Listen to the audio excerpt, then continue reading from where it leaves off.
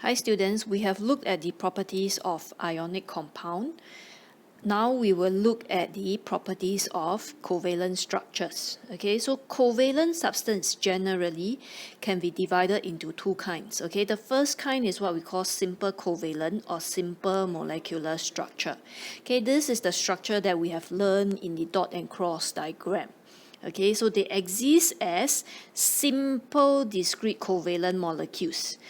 Okay, and these covalent substances can be molecules of elements. So for example, hydrogen, oxygen, nitrogen, the common gases, and all your group 7 elements. They all exist as diatomic molecules. Okay, so if we use group 7 fluorine as an example, fluorine will have 7 outer electrons when we draw the dot and cross diagram. Okay, this is one fluorine molecule. Okay, but if you think about the fluorine that we see around us, right, it cannot be one fluorine molecule makes up the fluorine that we see. There's actually many fluorine molecules, so there is multiple fluorine molecules that surrounding it. Okay, and then we have what we call the intermolecular forces of attraction. So this weak attraction, the intermolecular forces of attraction, are holding the different discrete fluorine molecules together to form the fluorine that we can see. Okay, so this example over here is an illustration of diatomic elements, but there is definitely also covalent compounds, which is, for example, your H2O, HCl, CO2, CH4. These are all very common covalent compounds, and then they also exist as discrete simple molecules. Okay, so these molecules, they are joined by strong intramolecular covalent bonds.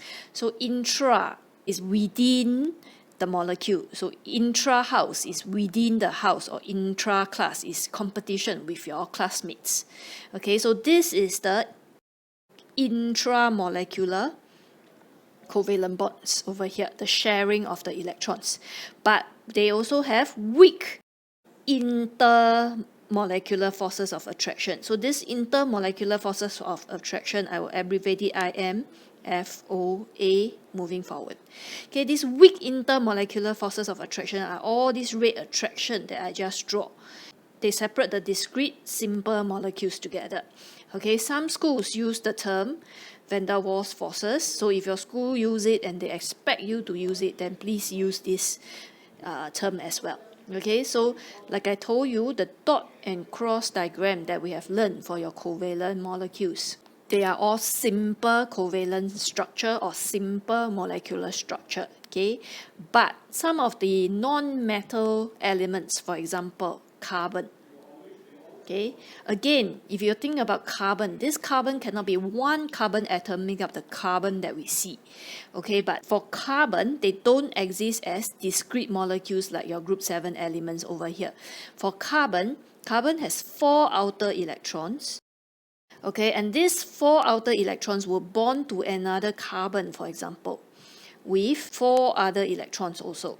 And it will continue to bond with another carbon, for example, over here, with 4 outer electrons.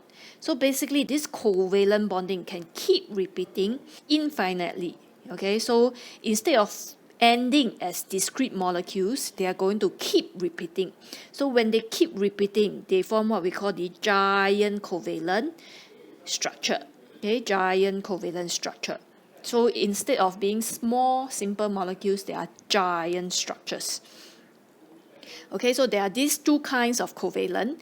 And how does these two different covalent substances, the structure, relate to their properties is what we are going to learn moving forward.